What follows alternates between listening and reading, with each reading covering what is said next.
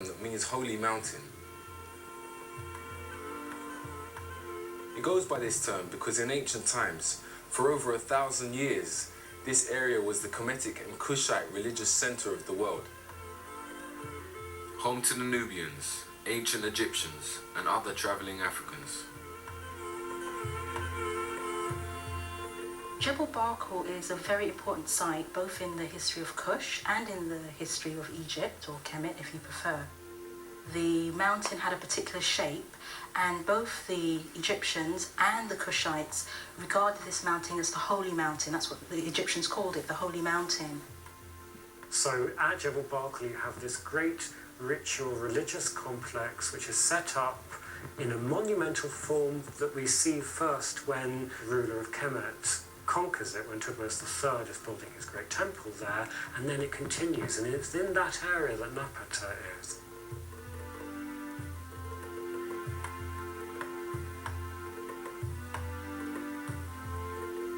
The city of Napata becomes a very important capital during this golden age of Kush.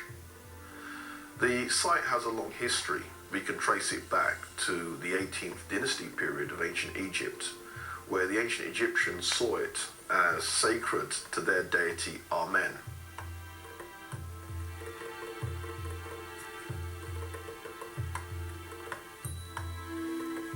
Really remarkable point in the landscape, and again you have to be in the landscape, you have to have the photograph of the landscape to understand how different it is and why it attracts attention.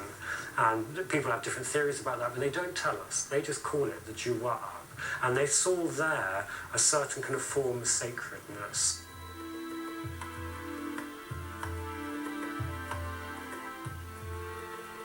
So the influence of the Sudanese Nubians in Egypt is quite clear, but on the other hand, the influence of the Egyptians themselves in traditions, in religion, is still people having different minds of is it originated from there, or is it been acquired or adopted as gods by the Nubians?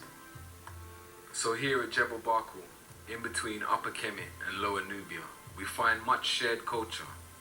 And there's much debate around whether it started deep in Africa, at the heart of the Nile, and spread upwards, or if it started in the north of Africa, at the bottom of the Nile, and spread down into Africa.